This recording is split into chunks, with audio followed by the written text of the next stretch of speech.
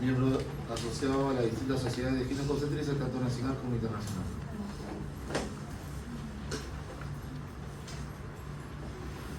Acá tengo entendido que hay muchos de ustedes que o trabajan o tienen ya una segunda profesión. Me gustaría saber si acá hay obstetras en ese turno. Delegado. ¿Quién es el delegado?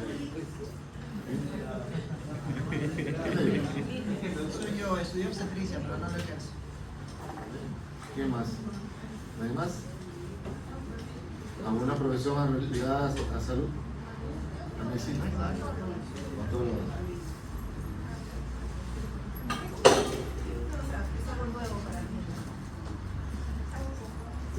Les hago este comentario porque al igual como yo siempre les recomiendo a todas las personas con las que tengo contacto, ya sea estudiante, profesional o quien quiera, el Perú ya está plagado de muchos profesionales demasiado mediocres, de muy bajo nivel. Entonces lo que tenemos que nosotros tratar de buscar es justamente sobresalir en nuestras distintas áreas, independientemente de la especialidad que ustedes decidan elegir. Actualmente, por ejemplo, dentro de la ginecología es imposible pues, que un ginecólogo domine las distintas áreas que hay en la ginecología.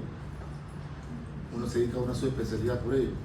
En mi caso es medicina materno-fetal, hay unos que son especialistas en fertilidad, otros que son especialistas en piso pélvico y así. Iguales en las distintas especialidades, como oftalmología, por ejemplo, que se dedican algunos a retina, algunos que son trasplante y así. Cada uno se dedica a un área específica. Con el hecho de que ser justamente tratar de ser al menos mejores en esa pequeña área.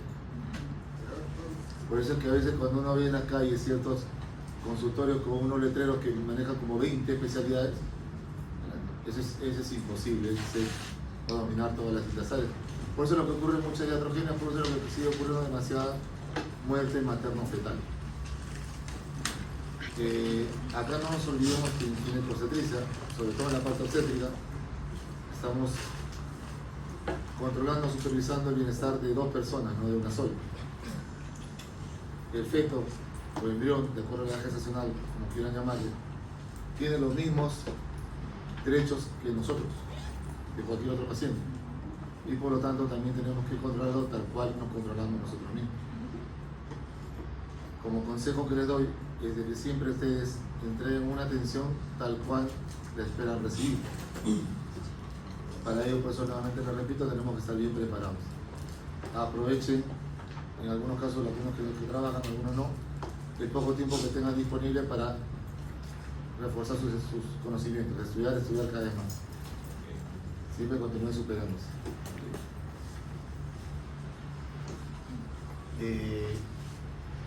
Vamos a hablar el día de hoy del tema de lo que es insuficiencia útero-placentaria. En primer lugar. Luego vamos a hablar de lo que es la infección del tracto urinario en el embarazo. Insuficiencia placentaria, como definición, sabemos que es la incapacidad de este órgano llamado placenta para realizar correctamente sus funciones, tanto como nutrición y protección al feto, lo cual nos va a llevar a una alteración en la homeostasis fetal, o sea, en el mantenimiento del medio interno. Clínicamente se va a definir el síndrome de insuficiencia placentaria por las pruebas diagnósticas que se puedan encontrar alteradas, ya sea estas ecográficas, cardiotocográficas, endocrinas. Toda esta parte introductoria conceptual de definiciones, obviamente usted ya lo maneja porque ya lleva la parte teórica. Así que permítame manifestarles que yo lo que deseo de ustedes es que interrumpan todas las veces que sea necesario, pregunten todo lo que ustedes gusten, sin ningún temor. Al contrario, a mí de verdad me va a fortalecer más este día y me va a agradar bastante el saber de que ustedes están interesados en este tema que es la ginecobstetricia. Así que por favor interrumpan y pregunten, ¿sí? Sobre todo si tienen casos, algunos ya están rotando por gineco de acá, bueno, aparte de mi grupo, en sus distintas postas, ¿sí? ¿En dónde están rotando? En Sureño. ¿Dónde más? ¿Quién más está rotando? Porque acá sí hay varios, porque el otro grupo no había. Hasta Montisuyo.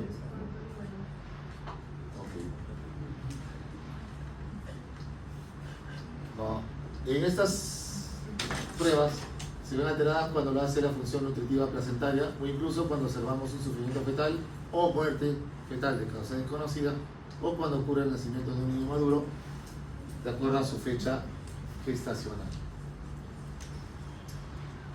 Funciones placentarias. No vamos a poder entender bien el grado de insuficiencia placentaria si que primero no conocemos cuáles son sus funciones, los cuales ya ustedes ya deben dominar ello. Paso de gases, paso de nutrientes, secretan también hormonas como la progesterona, función excretora, función de hígado transitorio y función inmunológica, lo cual va a llevar a que la placenta va a actuar como si fuera el pulmón, riñón, intestino, sistema excretor y aparato retículo endotelial del feto. Existen dos variedades de insuficiencia placentaria, tenemos la aguda y tenemos la crónica. La insuficiencia aguda va a determinar una hipoxia fetal intra o anteparto, pudiendo provocar inclusive la muerte del intraútero o un niño con grave compromiso de oxigenación. En los casos de una insuficiencia crónica, va a actuar durante todo el embarazo, restando por lo tanto al feto nutrientes y comprometiendo su correcto desarrollo. En forma grave de insuficiencia crónica se puede producir la muerte fetal o el retardo del crecimiento intrauterino en los casos de forma leve. Por obvias razones, también puede existir no necesariamente aguda o crónica, sino también puede existir casos de combinación de ambos insuficiencias, como por ejemplo si podemos tener un feto distrófico que puede ser hipóxico y también un niño a punto de nacer que sufre una hipoxia aguda podría también tener un retardo del crecimiento. Estos son los RCIUs famosos tardíos que posteriormente vamos a explicar. Los intercambios a nivel feto-materno se pueden ver alterados en tres ámbitos diferentes. A nivel de la vascularización uteroplacentaria, tenemos que las resistencias vasculares uterinas van a depender de influencias neurógenas, actividad hormonal y principios vasoconstrictores plasmáticos.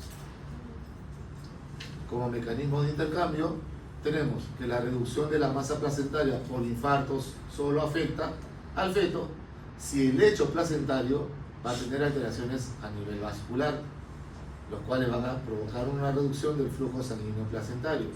Es decir, el daño o la insuficiencia va a depender no tanto de la cantidad de masa alterada, sino más bien de la cantidad de daño vascular que exista.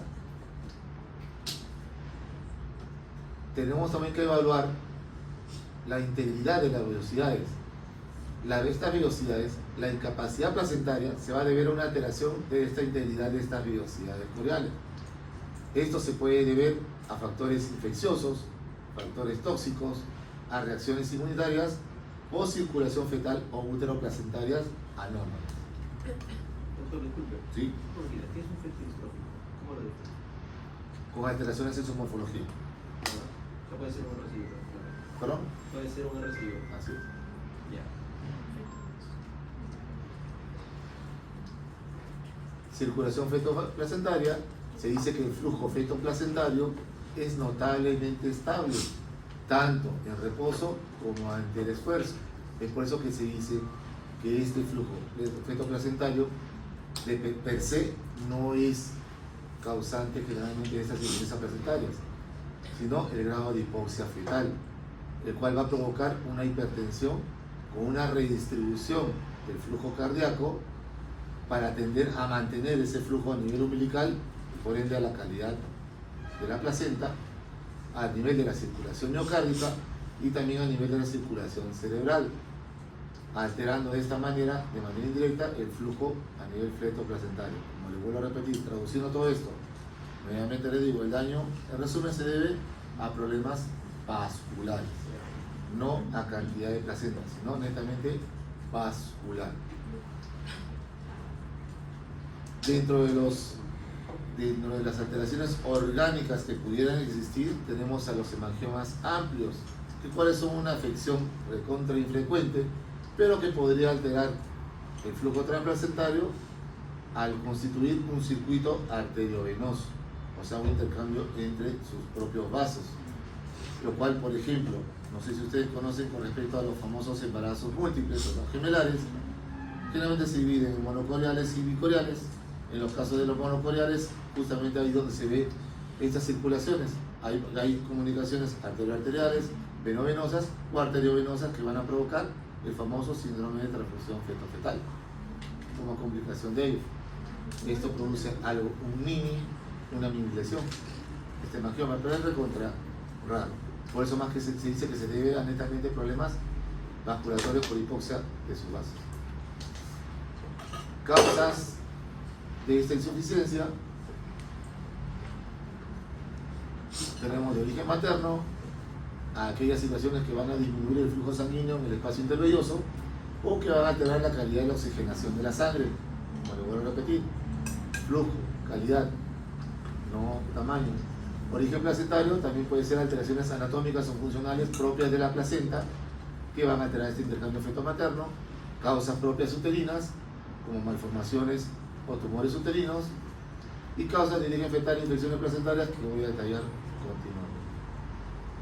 Como causas de origen materno, hipertensión arterial, ya sea crónica o inducida por el embarazo, va a producir lesiones cardiovasculares sistémicas y por ende va a disminuir el flujo a nivel uterino.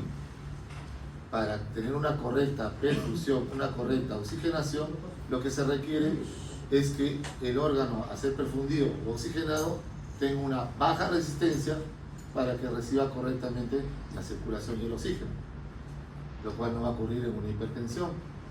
De misma manera, una hipotensión arterial materna, o sea, situaciones como por ejemplo hemorragia aguda del embarazo, el uso de fármacos hipotensores o el síndrome del decúbito supino, podrían producir un déficit de perfusión arterial hacia la placenta, por ende, baja oxigenación.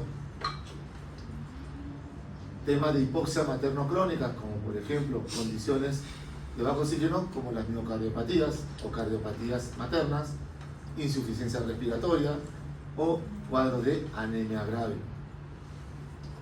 Temas de acidosis metabólica materna, como por ejemplo la diabetes descompensada, insuficiencia renal y otros trastornos metabólicos. En el caso de la diabetes, por ejemplo, tienen un doble mecanismo de daño, no solo a través de su descompensación metabólica, sino también por daño vascular, por temas de isquemia que pueda producir.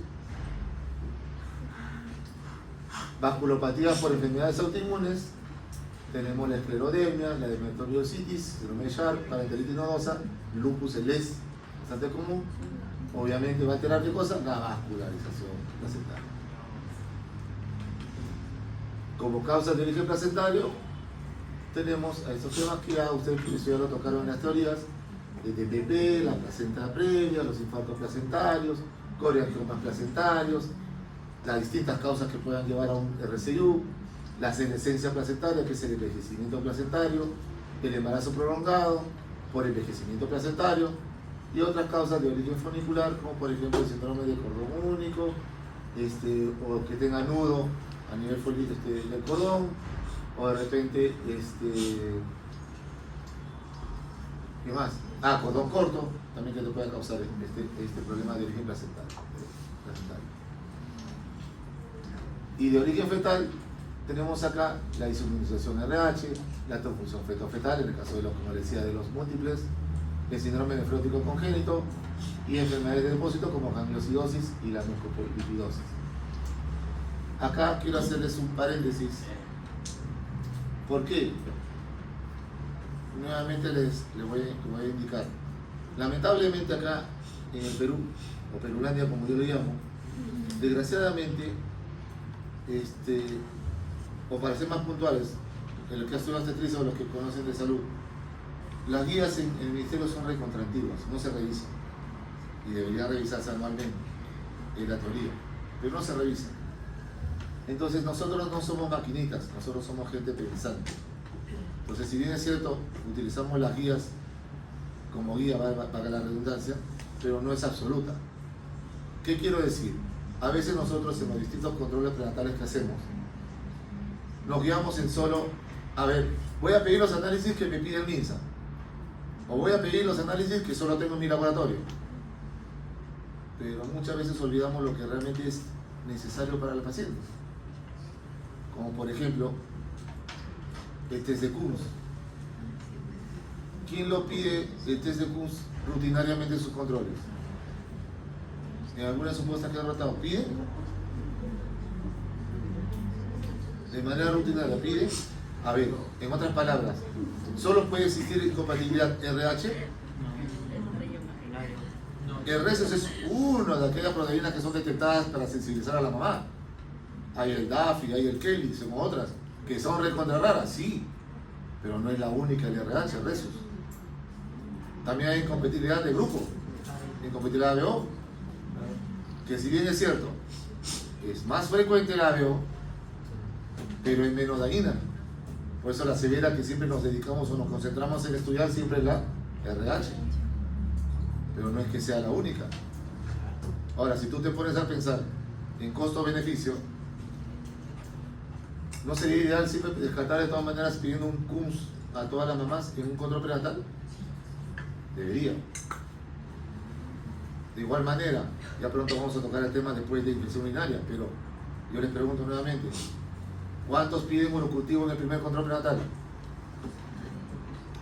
Muy pocos. Realmente muy pocos, porque hay algunos que sí piden, sí, pero en el estado muy pocos. ¿Y por qué? Porque no tienen insumos, porque en la mayoría de cosas no hay. Es más, en mi esposa ni siquiera había hemograma, es el colon, pero ahí sucede. Hasta un pobre hemograma. Sí. Eso porque tenemos gente inepta arriba que no sabe gestionar, porque si sabe gestionar es facilito tener de todo.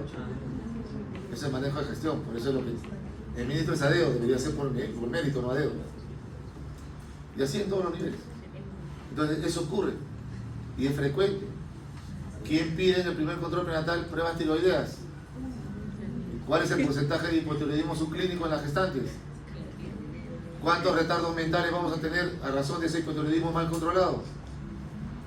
¿Cuántos castigos? ¿Cuántos congresistas? Ahí están. Ahí están los lapicitos. Ahí están. Eso ocurre. Entonces ese es el problema. ¿Ves? No piensan más allá. Yo como les digo a ustedes, traten como quieren que los traten a ustedes. ¿Qué le pedirías a tu hija? ¿Qué le pides a tu esposa? ¿Qué te vas a pedir tú cuando estés embarazada? Entonces eso tiene que ver. ¿Por qué a ti sí? ¿Por qué a ella no? Igual es en las ecografías. ¿Por qué tú sí te haces y por qué ella no? ¿Por qué solo los genios del MINSA solo piden 3 ecografías cuando debes hacerlas de manera mensual? Entonces eso vamos a ir comprendiendo poco a poco cuando analicemos toda la exposición. Tenemos también infecciones fetoplacentarias, bacterianas, producidas por enterobacterias, Streptococcus y Listeria, parasitarias a la cabeza, toxoplasmosis, virales, citomegalovirus, parvovirus B19.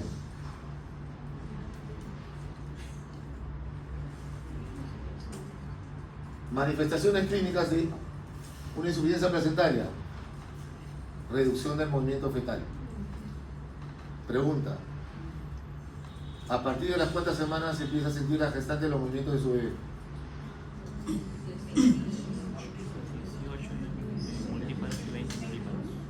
18 multíparos y 20 nulíparos. Así es. 20 semanas en la primigestas, multis 18 semanas. En teoría, puede más, puede ser menos. Porque depende también de su índice de masa corporal. Esto siempre monitorizado por la parte de la mamá.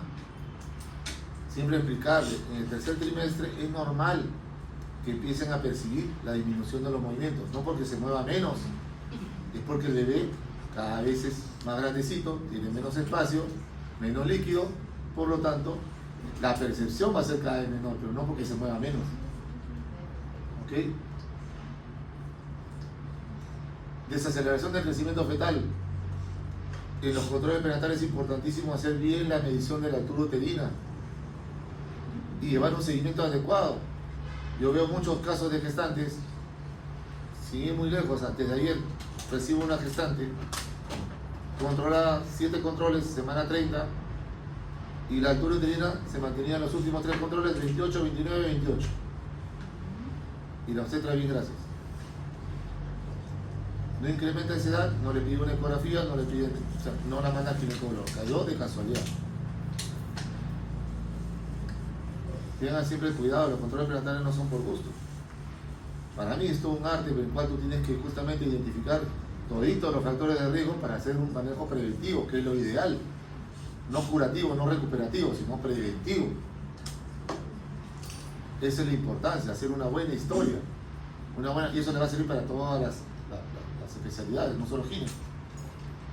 Siempre hacer una buena historia clínica, saber preguntar todo, saber analizar todos los factores de riesgo.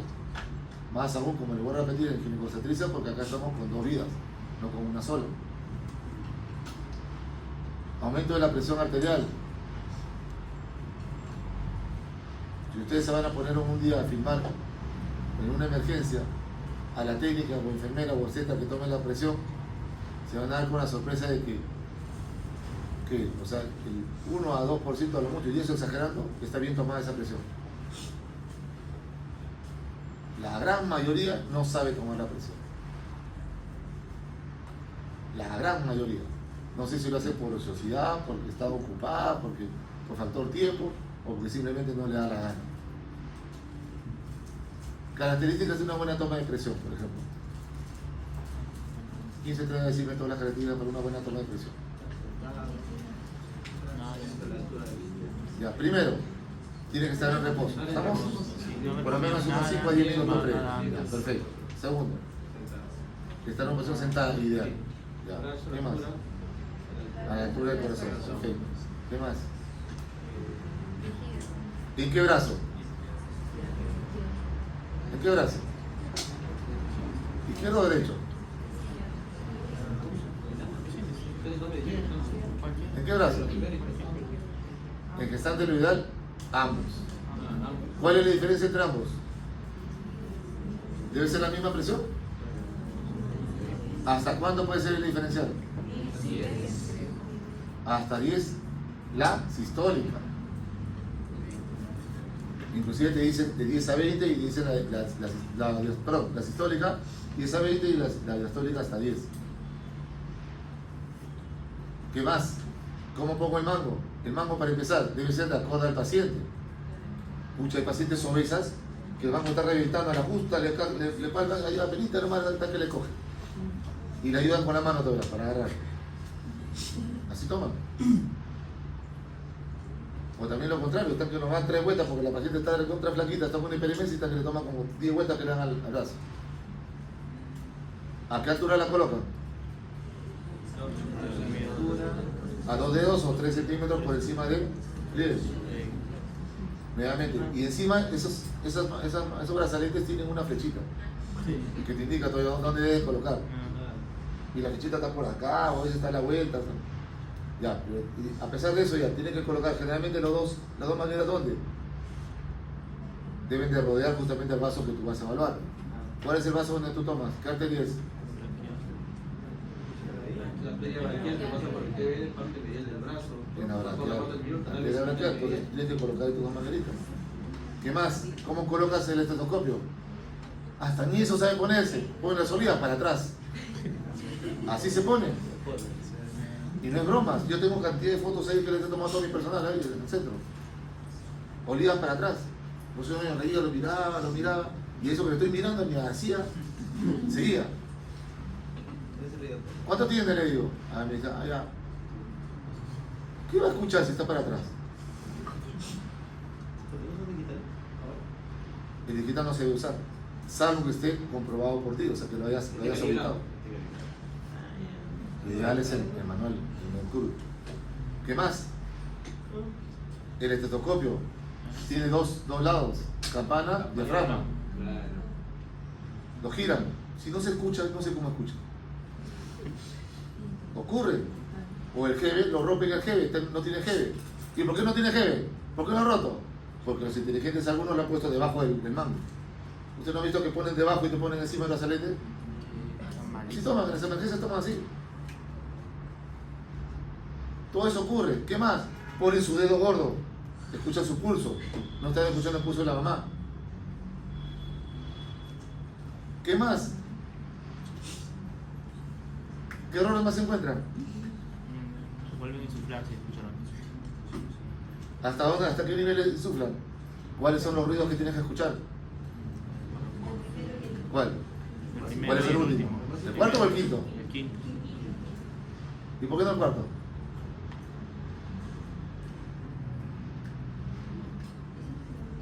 Puedes utilizar el cuarto. En casos especiales desaparece el quinto, escuchas el cuarto ruido. ¿Ves? O sea, pero eso tienes que conocer la teoría. Entonces, nuevamente te digo. Y eso es básico, sobre todo, ¿para qué? ¿Cuál es la primera causa de muerte materna en el Perú?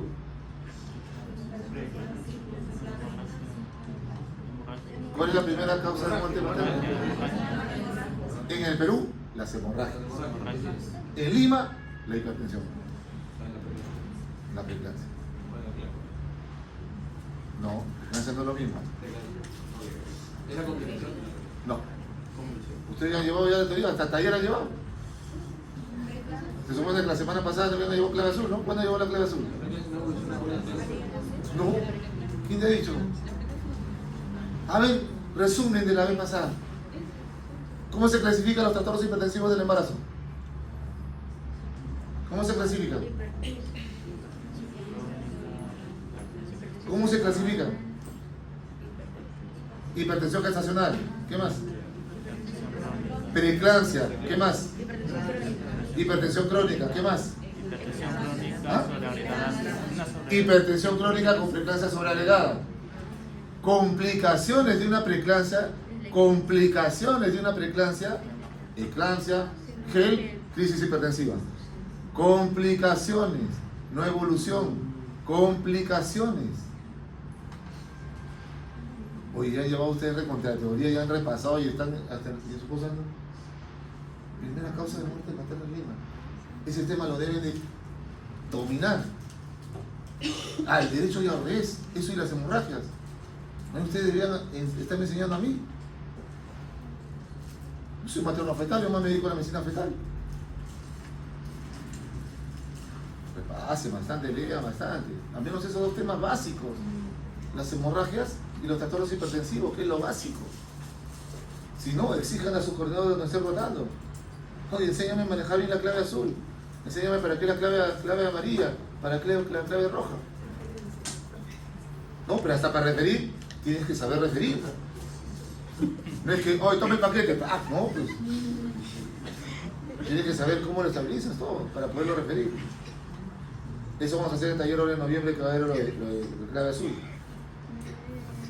Ah, por eso yo, de razón, pues conocí al colegio, que toma la casa, creo que le dictó la clase.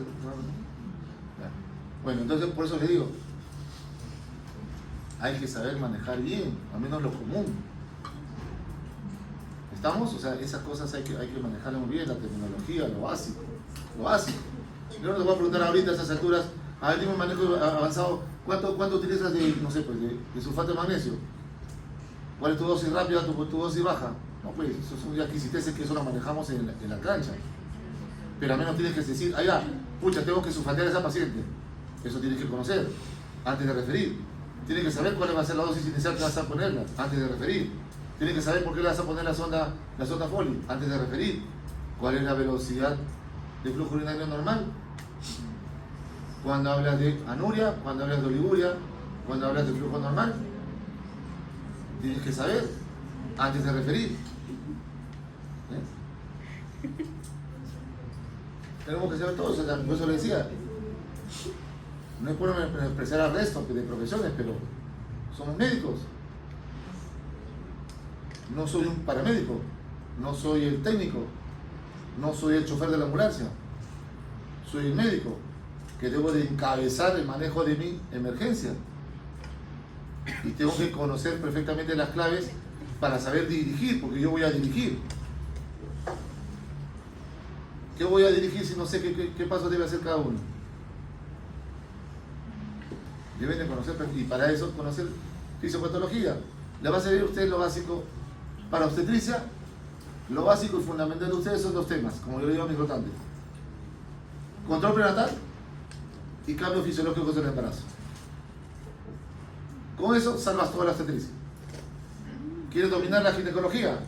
Domina ciclo menstrual, ciclo ovárico.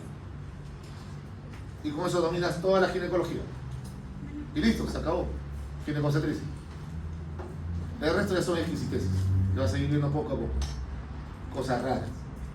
Pero lo común soluciona con esas dos cosas. Tanto obstétricas como la parte ginecológica. Básico.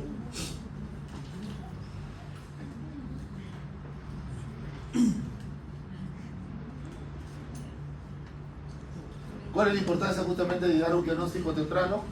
Lograr una intervención temprana para permitir un seguimiento y tratamientos oportunos. Lograr un mejor pronóstico del bebé y sobre todo del bebé y la mamá.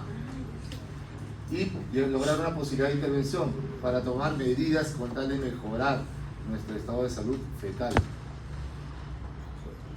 Manejo y tratamiento de la insuficiencia son medidas que en general que siempre tomamos en todas las pacientes. Reposo, una dieta saludable. Mira, acá hay cosas principales que yo le digo siempre a todas las gestantes, y eso también quiere quedar para ustedes. Hay dos cosas fundamentales en el embarazo. Anaí, ¿qué cosa le digo yo a todas mis gorditas? ¿Qué les recomiendo siempre a todas las gestantes antes de que se vayan? Para evitar complicaciones en el embarazo. Dos cositas. ¿Qué les mando? No, ¿qué les mando? Una buena dieta saludable y ejercicios, que es lo fundamental.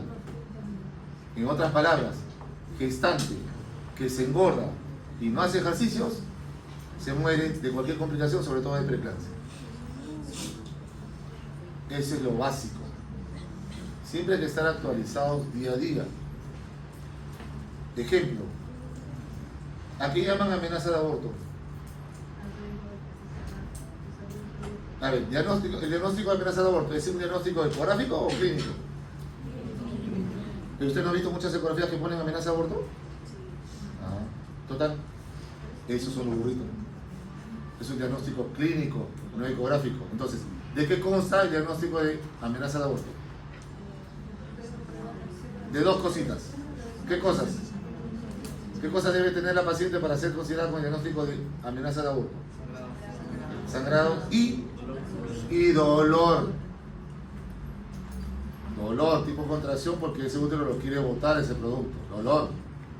Y sangrado, así sea una gotita, una manchita. Si hay dolor, amenaza de aborto. No voy a esperar que me vaya un cilindro, un balde, no. Así es una manchita. ¿Qué es lo primero que te dicen los ginecólogos cuando te ven con una amenaza? Bueno, una supuesta amenaza en emergencia. Descanso, reposo. Ya. El reposo absoluto está prohibido en el embarazo. Prohibido. Porque la literatura actual ha demostrado que el pronóstico de ese bebé no mejora en nada con el reposo absoluto. ¿Y por qué no es una alternativa y por qué está prohibido? Porque encima va a generar un montón de estrés, ansiedad en la mamá, más tensión, o sea, de mejora su salud psicoemocional, y encima más riesgo de obesidad, y la obesidad que te va a traer, diabetes e hipertensión. Por lo tanto, el reposo absoluto está prohibido. Si realmente es una amenaza de aborto, que está sangrando un montón, un dolor demasiado intenso, que amerita realmente un reposo, lo hospitalizo, pero no le mando a reposar a su casa. Si ya la mando a casa es para que haga su vida normal.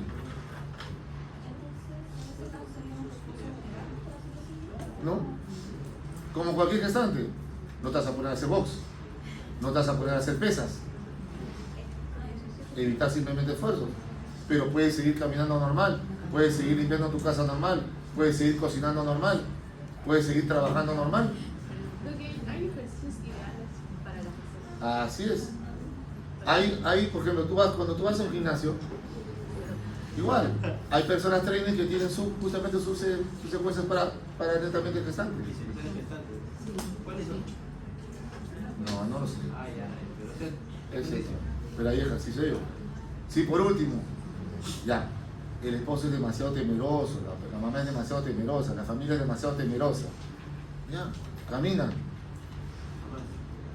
Caminata de mínimo 1 hora diaria ayuda un montón, suficiente.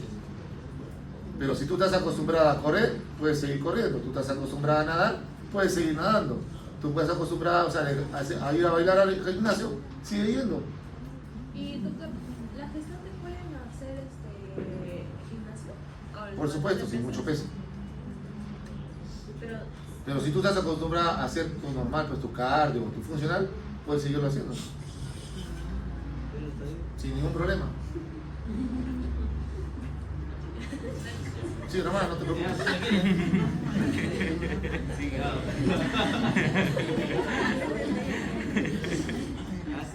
Es que eso, por eso le digo, hay que estar leyendo, hay que estar actualizado. Es más, cosas básicas, como yo le preguntaba justo, Kevin, a ver Kevin, ¿para qué sirve el ácido fólico, Kevin? Ahora, antes que me respondas. Mujeres que están en edad fértil, están tomando ácido fólico, supongo. Por la duda. Están tomando, ¿no? Por la duda. Si no, realmente son una irresponsable. ¿y si no quiere tener hijos? A ver, desde el momento que tú, escucha, desde el momento que tú ya tienes relaciones sexuales, es porque ya quieres tener hijos, uno. Ahora, desde el momento que tú me digas, pero doctor, yo me estoy cuidando, ¿qué? ¿Hay un método infalible? No. ¿Ves? No existe. No, hay un montón de Virgen Gabriel que vienen a mi consultorio cantidad. Virgen María viene cada rato. Viene cada rato. Te juran, te lloran, te recontralloran que nadie la tocó. Al final, aborto. O sea, ¿de dónde salió? A cada rato viene. Las mamás vienen llorando, te quieren pegar todavía cuando le pides un PTHD y al final, ¿qué sale? Positivazo. Vino el ángel Gabriel en la noche y la aplicó. Eso ocurre un montón, ¿eh? Un montón. Por eso le digo, tú ves, hablándoles a ustedes en serio, el ácido fólico, ¿para qué sirve aquí? Prevenir malformaciones del tubo neural. Pregunta. Neuroporo anterior, ¿a las cuántas semanas se cierra? 6 semanas. No, neuroporo anterior. Pero pregúntame, doctor, ¿por FUR o por edad embrionaria? Allá, por los dos, dime.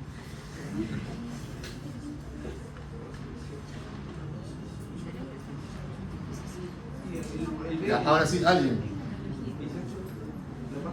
¿Hay neuroporo anterior y neuroporo posterior? ¿Sí? Landman. Se va a revolcar ahorita en su tumba, así que no me contesta, ¿verdad? Básico. ¿Ya quiere decir mentiras o quiere decirme semanas? Ya que visito, tú mismo eres. Luces. El anterior 24 y el posterior 26. Días. Ya. Traducen en semanas. 3 y 4. Listo. 3 semanas de vida embrionaria. Por FUR, 5 o 6. ¿Estamos? Porque por FUR siempre 2 semanas más que la vida embrionaria. Sino que no, para no confundir a la paciente, pues no le va a decir, señora, tú tienes 28 semanas por FUR, pero 26 por vida embrionaria. Si a la junta se acuerdan su FUR, van a acordarse las dos. ¿Sabes? Entonces, por eso es que mundialmente hemos adoptado el término de solo trabajar con FUR. ¿Ok? Entonces, si a las 4 semanas de vida embrionaria se cierra el neuroporo posterior, o sea, se completa todo el tubo, o sea, 6 semanas de embarazo, ¿a las cuántas semanas te das cuenta que estás embarazada? Cuando tienes un retraso. ¿Eso equivale a cuántas semanas? 6, 7 semanas. ¿Y eso? ¿Y eso? Ahí te haces tu ecografía recién. ¿Sí? Entonces, a partir de ahí tú vas a la posta. ¿Y qué te dan en la posta? Ácido fólico. ¿Y para qué te dan ácido fólico? Para proteger a tu bebé. ¿Por qué estafa? Si ya está cerrado tu tubo neural. Exacto, ¿por qué? Porque estamos con puro genio. Tú lo que debes de decir a la paciente, para no estafarla, mira hija, vas a tomar ahorita tu ácido fólico para prevenir anemia en ti.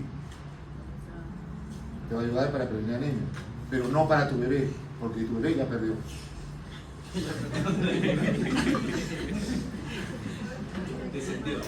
Por eso es que ustedes deben de tomar su ácido fólico, dicen 3 a 6 meses antes del embarazo. No hay tiempo, no interesa. Puedes tomarlo 5, 6, 7 años, 20 años antes, no interesa. Porque es una vitamina, a ti no te va a hacer absolutamente nada. Ni físicamente, ni económicamente, porque te va a costar un sol por mes, o sea. Pero ¿cuánto puedes proteger a tu bebé? En el mejor de los casos, tu bebé va a nacer con secuelas. Va a estar inválido o una silla. En el peor de los casos, se te va a morir. ¿Te parece correcto si lo pudieras evitar? ¿Y por qué no lo toman? Porque eso no te lo dice como político de gobierno en planificación cuando tú vas a recoger tus preservativos o a recoger tus píldoras o a recoger tu implante. ¿Por qué no te dicen, de pasadita llévate tu ácido fólico? Porque hay mujeres que se Pero depende, ¿y qué porcentaje van a absorber? ¿Quién va a tener la continuidad de alimentarse correctamente? ¿Qué hacen en el Perú? En el Perú no cumple nadie. Al nutricionista va simplemente a saludarla, porque es mentira que cuando te hace todo tu día, ni la nutricionista se hace caso, ni la misma se hace caso. ¿O cuántas nutricionistas flaquitas han visto ustedes?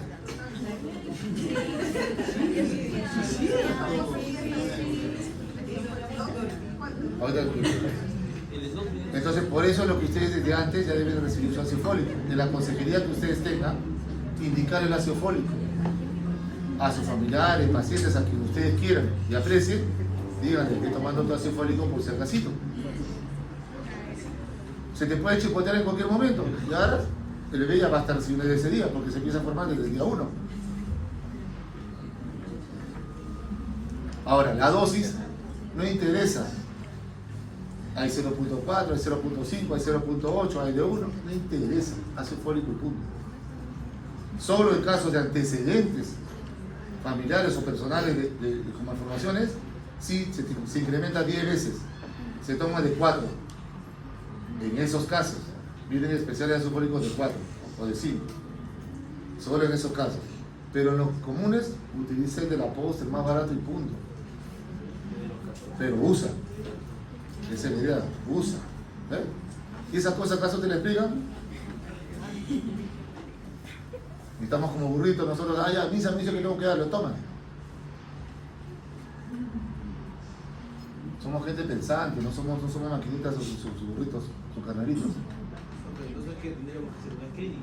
¿Para las mujeres que estén embarazadas? No, simplemente que tomen su ácido fólico de manera preventiva. Se supone que la mujer va a chequearse al ginecólogo todos los años, ¿sí? Se supone. Se supone, ¿no? Claro. Pero en tu chequeo, porque tú haces tu papá Nicolau y toda la cosa, ahí donde debe recibir la consejería. Y ahí donde el ginecólogo tiene la obligación de explicarte y decirte, llévate tu ácido fólico. ¿Y eso por qué no lo obligan? ¿Por qué el gobierno no obliga eso? Porque prefiere mantener. ¿Por qué? Porque en las terapias es donde robas más. Tú no vas a robar en la parte preventiva, tú robas en la parte de las terapias, en el manejo. Porque nuestra realidad es un país corrupto. Así es. Por blanca. Así es. Por eso es importantísimo el control prenatal. Nuevamente les digo, identifiquemos siempre un buen seguimiento, control de factores de riesgo, tener hábitos saludables, dieta y ejercicios, evitar sustancias tóxicas como el tabaco y el alcohol, que es lo único prohibido en el embarazo. Ningún alimento está prohibido en el embarazo, ni el café está prohibido en el embarazo. Lo único que está prohibido son tabaco, drogas y alcohol.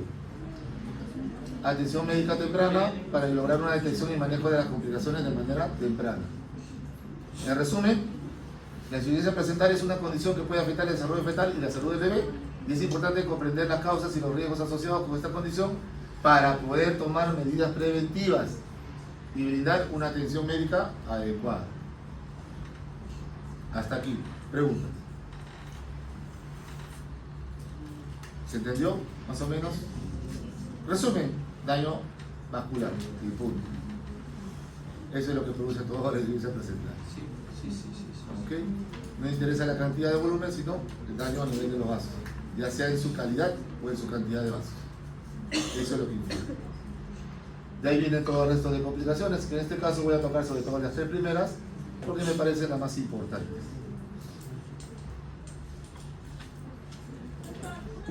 Sí. ¿Cuál es la primera complicación? La pregunta que nos hacían es ¿cuál es la principal complicación de restricción hidroplacental? En este caso. ¿Y cuál me dices? ¿Cuál es la principal complicación? No, la complicación más frecuente es el RCU. Ya, pero lo que no quiero que nos decida era muerte fetal. En el examen. Ah, en el complicación de pre-test. gravedad. De gravedad. De gravedad. Ah, ya sí. Pero que puede pasar Eso decía, primero, pero- Doctor, de todo eso se entiende, pero ¿por qué una insuficiencia planetaria por efecto del grupo te daría una embarazo fetal? O más ligado a Porque complicaciones de la madre. va a hacer esto de acá, hacia embarazos prolongados. Que eso lo voy a explicar justo cuando tenga el tema de prolongados. Ahí te voy a decir, ahí vas a entrar. Por eso que esto ya no, yo no lo especifiqué, porque estos dos entran acá. Ahí lo voy a explicar. ¿Hasta aquí? ¿Estamos bien? Ya. Ahora lo que voy a hacer una previa acá a esto es un tema que me parece importante. A ver, los que están rotando sobre todo en otros puestos, no en el mío. No, el mío ya sabe porque yo les paro explicando. ¿Cómo sacas la edad gestacional correcta de un bebé?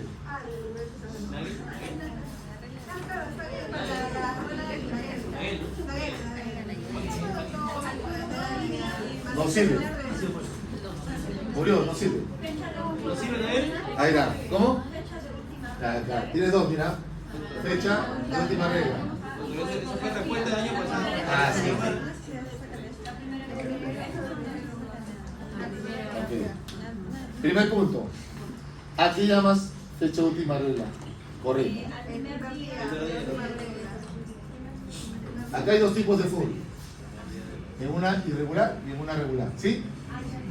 ¿Ok? Si la paciente de arranque te dice, soy irregular, anulado. Entonces tú de acá trabajas con la segunda. ¿Verdad? Depende. Ahí viene el depende. Ok, pero para hablar de una regular, ya listo. Entro a profundizar. Debe de ser confiable y seguro. Así dice la literatura, los libros dicen así. Fecha última regla, confiable y segura. Ya. Dime las tres características para ser confiable y segura. Que sea regular. Que sea regular, exacto. ¿A qué llama regular? 28. 28, más o menos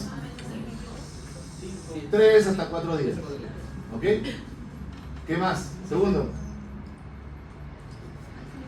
Segunda característica. Que se acuerde qué día comenzó exactamente. Pregunta común que se paran equivocando todas las obstetras. Señora, ¿cuándo fue su última regla? El 25 de agosto, doctor. Cuando viene conmigo, señora, ¿qué día comenzó esa última regla normal, así igual como las otras que has tenido? Ah, el 20 de julio. ¿Y por qué? Porque esa de agosto solo arreglé, doctor, 2 días, que yo siempre arreglo 5. Fue un sangrado por implantación. O por último, ya, supongamos que sea regular. Ya, la de agosto fue regular. ¿Pero qué día comenzó esa de agosto? Ah, el 21, doctor. Pero usted dijo 25. Es que la doctora me dijo qué día terminó mi regla. No supo preguntar. Y eso es común, no saben preguntar. Por eso acá hago paréntesis con ustedes. El control prenatal, nuevamente repito, es todo un arte. Ustedes no son maquinitas. Entonces cuando te entra una paciente, desde que entra de la puerta, tú ya tienes que ir pensando cómo vas a orientar tu control. No es lo mismo una adolescente acompañada de su mamá que una persona de 40 años. No es igual. No es lo mismo una con normopeso que una con obesidad mórbida. No es igual. No es una persona que te venga, qué sé yo, sin hábitos de denigrar, pero que te venga con mal aspecto, todo sucio, o sea, pobre, todo de un nivel socioeconómico bajo, que una que te venga para recontra enjollada y todo acá. No es lo mismo. Tú tienes que ir pensando qué patologías se pueden estar asociadas.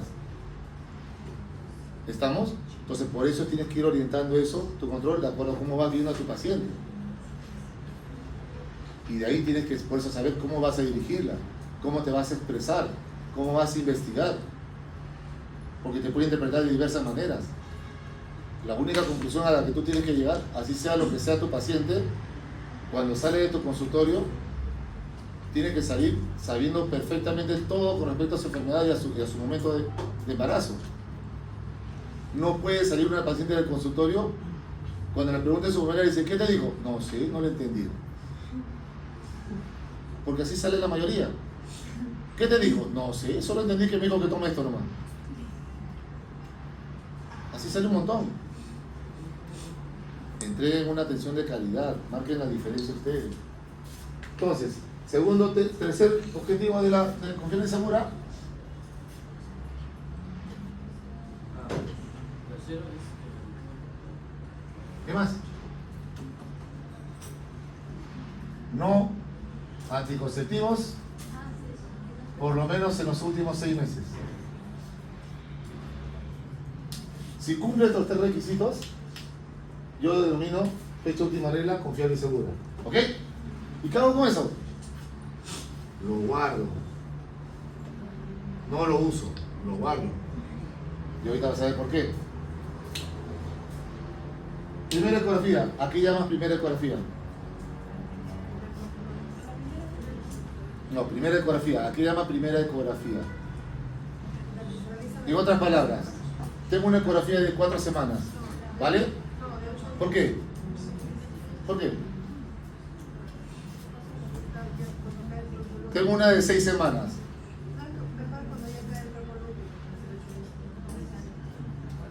Tiene una de... Ahorita te voy a explicar. Tiene una de 6. Hay un embrioncito incipiente. Una cosita chiquita. ¿Me sirve? Estaba sembrando en el periodo organogénico. ¿Perdón? Estaba sembrando en el periodo. Está bien, pero ¿por qué no utilizo una de 6? ¿Por qué no utilizo una de 5? ¿Por qué no utilizo una de 4? ¿Pero por qué si es un embarazo? ¿Por qué?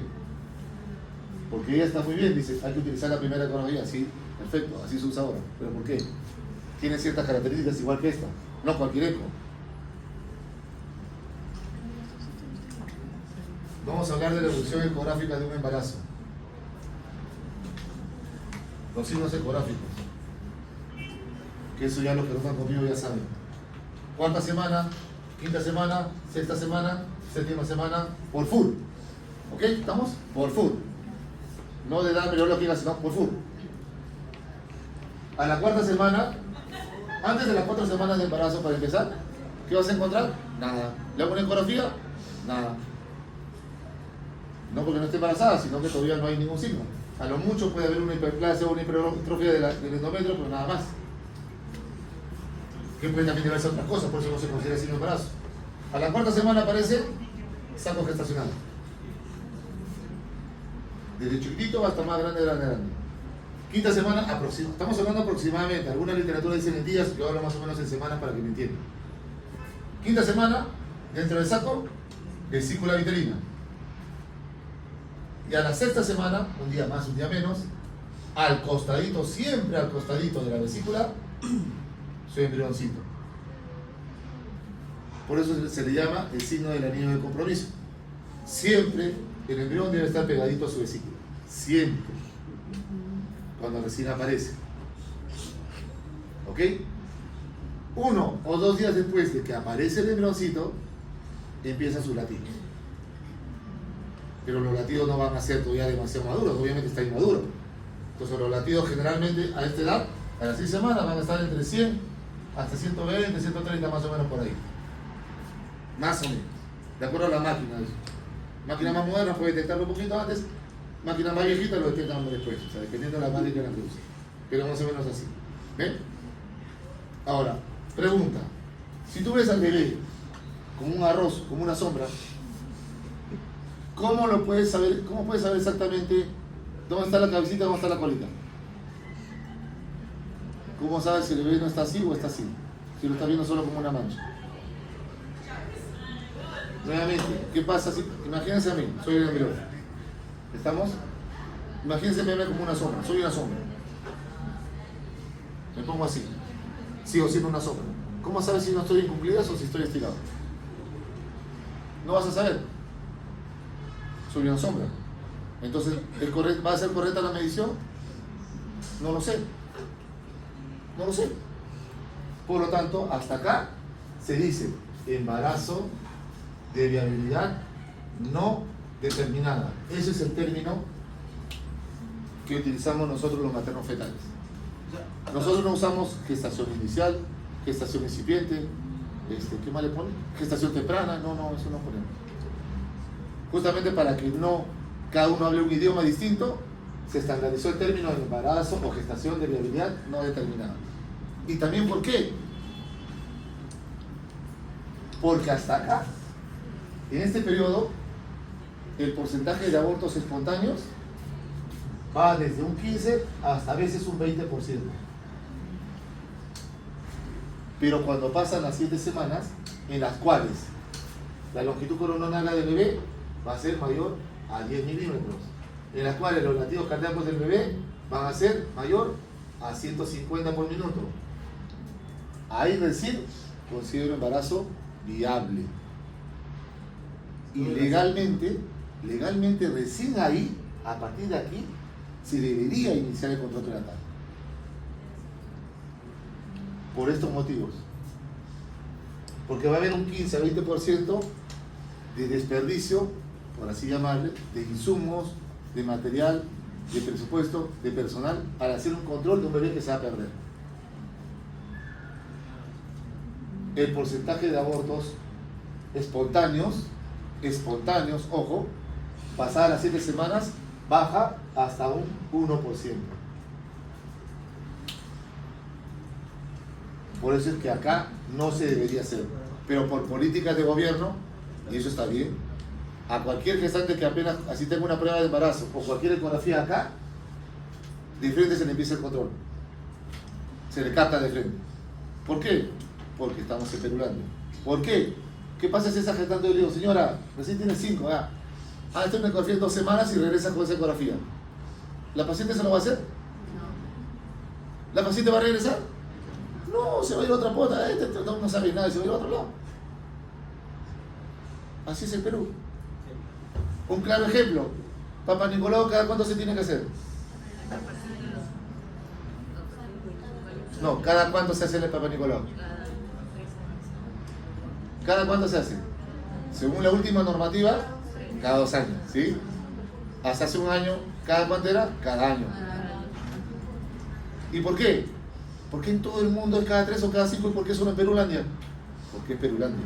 ¿Por qué? Si tú le dices a la mamá, o a la paciente, a la gestante, o a la mujer le dices, ven cada 2 años, cada 3 años, cada 5 años, no va a venir. Se va a olvidar, no va a venir. En cambio, si tú le dices cada año, por eso que se están viniendo cada 2, cada 3 años, al menos te vienen cada 2 o cada 3 años. La gran mayoría de pacientes, no hablamos todos, la gran mayoría. Porque es el Perú. Por eso es que esa normativa la adaptaba a Perulandia. La normativa internacional mundial que dice, Papa Nicolau, cada 3 años cuando es aislado, o sea, solo Papa Nicolau, y cada 5 cuando el Papa Nicolau está asociado a un test de COVAX. Así se dice. Eso lo hace con cualquier país del mundo, menos Perú.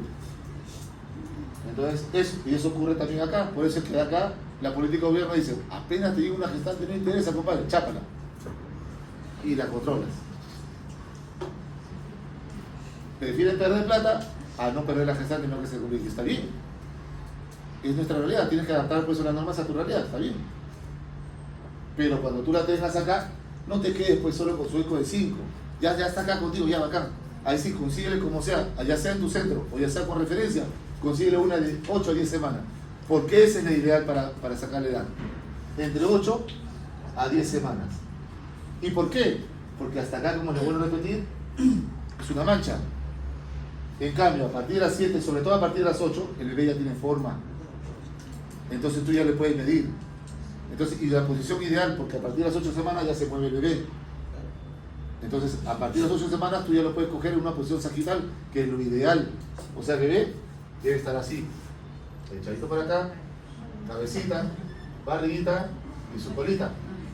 Y esto de acá la columna. ¿Ok? Esa es la posición normal. Entonces ahí sí vas a medir de cabeza a colita. ¿Estamos?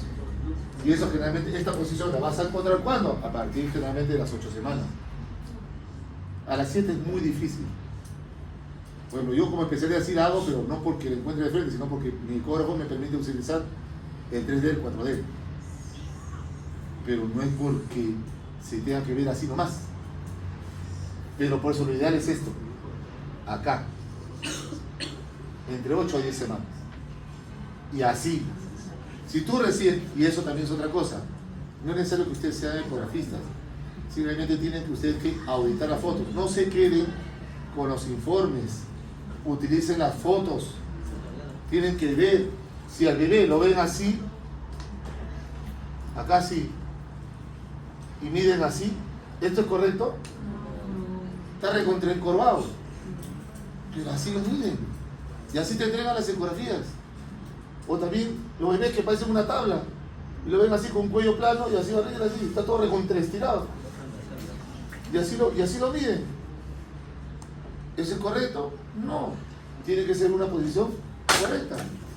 ¿Y si se encuentran en las dos posiciones cuando se acaba de mencionar? ¿Cuál es? ¿Estás? Tienes que esperar, tienes que tener paciencia y ubicarte bien tu posición. El bebé se mueve, tú lo puedes mover, lo estimulas. Claro, lo puedes estimular. Pero no, es que ese es el problema cuando no respetan la técnica. Es como te digo, a ver, en tu DNI, supongamos ya, o mejor dicho ya, en tu libreta me has dado tú, ahorita me dices, oye, yo mido 1,80 m.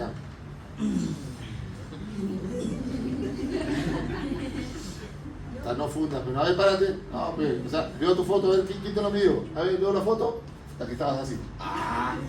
¿Eso es correcto? No, no respetó la técnica adecuada. Y eso hacen comúnmente. Por eso es que tienen que ustedes auditar las ecografías. No se queden solo con el informe. Pero esto es lo ideal. Por eso es que cuando yo mido esto, el porcentaje de error para la edad a estas semanas solo va hasta máximo 4 días de error. Más no. O sea que es casi exacto. Por eso es que trabajo con esto. Y no trabajo con esto. Porque la FUR simplemente... ¿Cuál es el problema de la FUR? Tú no sabes cuándo ovulaste.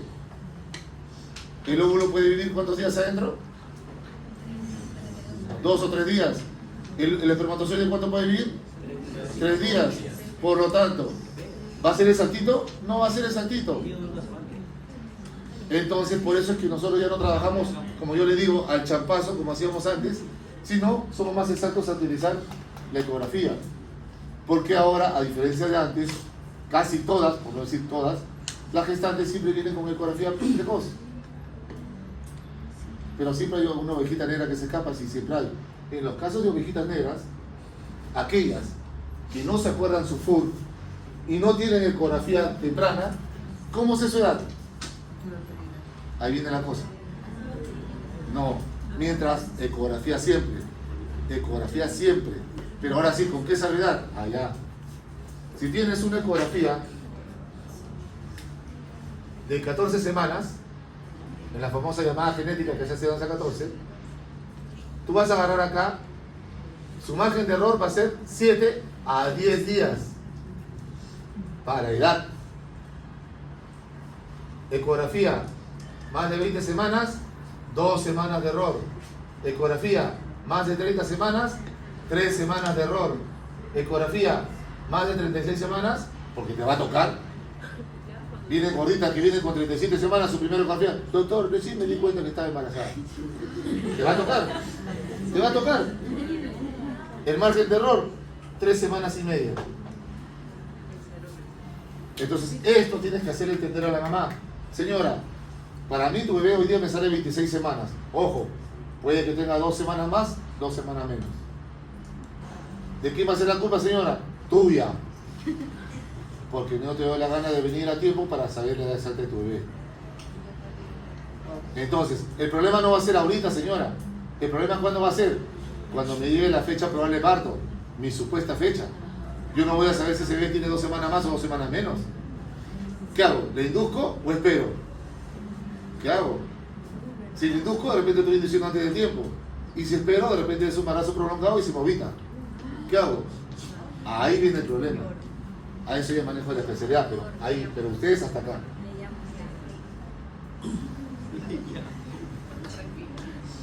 ¿Sí? ¿Pero me entienden hasta acá?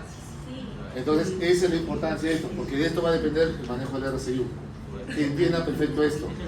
Si no saben sacar la edad correcta de un bebé, no se metan a tocar una gestante. Porque sin eso no vas a saber hacerle un buen seguimiento ni una buena consejería a esa gestante. La vas a engañar y puedes hacer que el bebé hasta sufra daños que tú no deseas. ¿Ok? Eso tengan bastante cuidado. Esto es importantísimo que ustedes conozcan. ¿Sí? ¿Me entendieron hasta acá? Sí, Preguntas de este ejemplos o algo que hayan visto. Hace un rato te corté, no sé, ¿qué querían preguntar? Disculpa. No, solamente quería confirmar. Antes de la sexta, no viable. Bueno, perdón. No. Ya no determinada, perdón, disculpa. y no agarramos séptima para Lo poder decir ideal, viabilidad. esta semana. Lo ideal. O sea, por ejemplo, mira, más ejemplo. Te viene una gestante de 5 semanas, con sueco hoy día. ¿Tú qué le vas a decir? O sea, no sirve. No. Claro, sí. ¿Te sirve como guía? ¿La vas a recibir? ¿Vas a empezarle? Sí. ¿Pero qué le tienes que decir? ¿Cuándo tiene que repetirse? Sí, tendría que repetirse de acá a 2 semanitas. 2 a 3 semanas. 3 semanas. Ah, sí. 2 a 3 semanas, para que esté llegando por acá. Ya. ¿Te viene de 6? 2 a 3 semanas. Ya. ¿Te viene de 4 o 5? Con más razón, de aquí en un mes te haces otra. ¿Me entiendes? Eso es lo ideal. Sí. Pero obviamente no la descuidas, no que le dices, no, anda a tu casa y después regresas. No.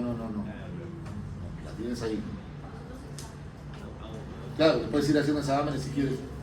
Si es particular sobre todo. No, sino que me refiero a que si es particular es porque realmente ella está preocupada por su embarazo. Entonces, con más razón, hay abusas, entre comillas, y pides todo. ¿Ok? Es que a veces es así, como que quitarle plata al Estado, o sea, como que... A mí personalmente, por eso yo no pido nada acá. Las ustedes, tras mis colegas, sí lo hacen. Yo, no. Pero es que yo me demoro, así como con ustedes, me demoro explicándole todo esto a la paciente, para que me entiendan.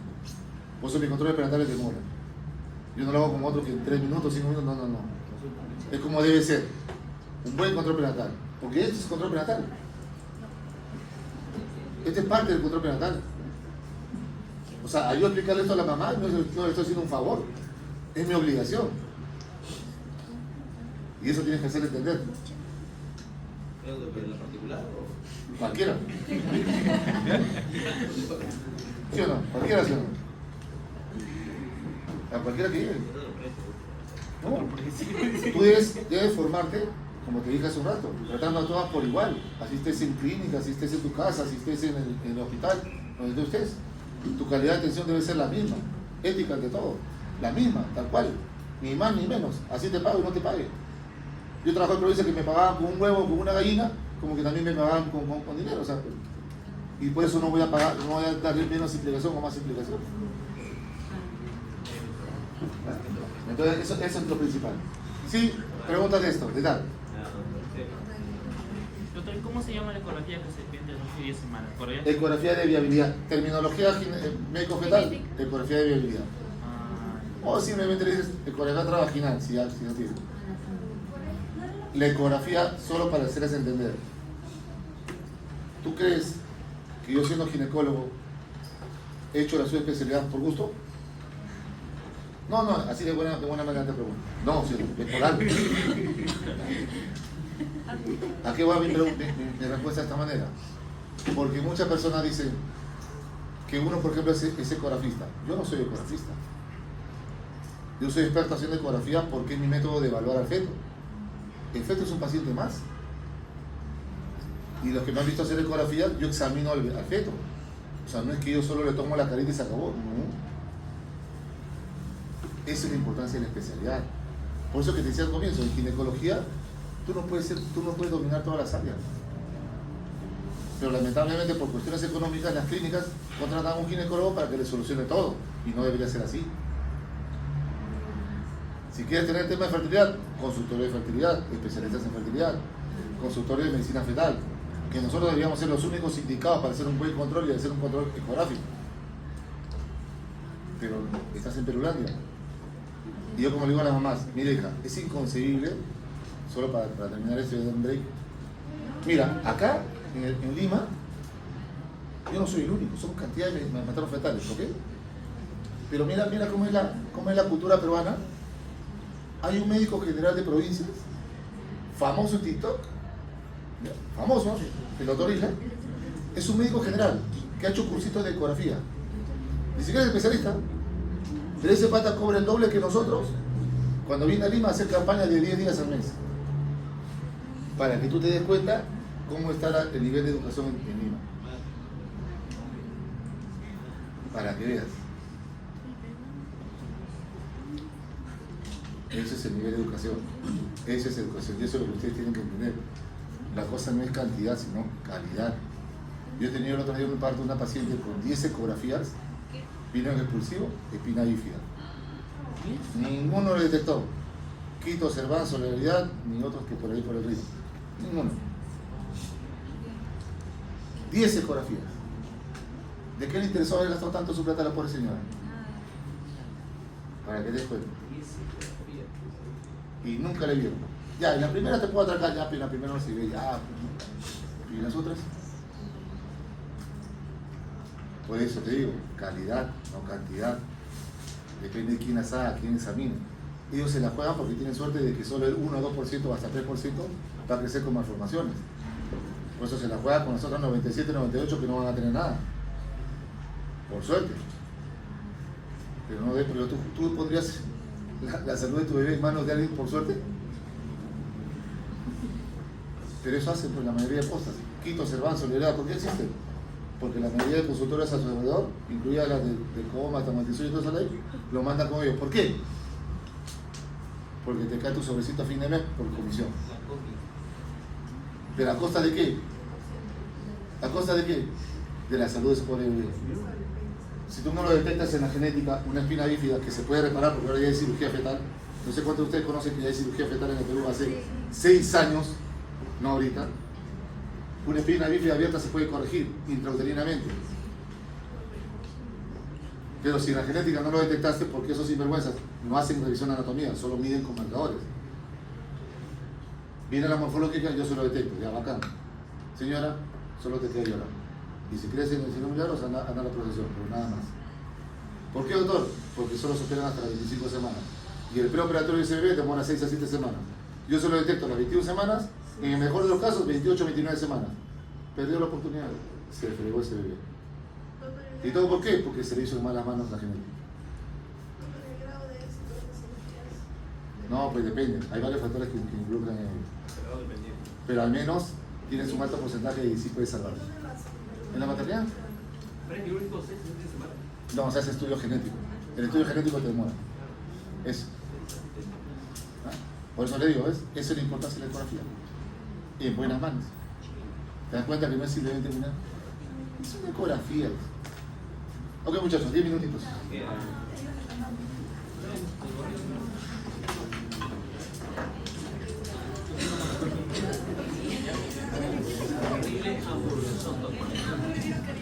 Bien claritos, ¿eh?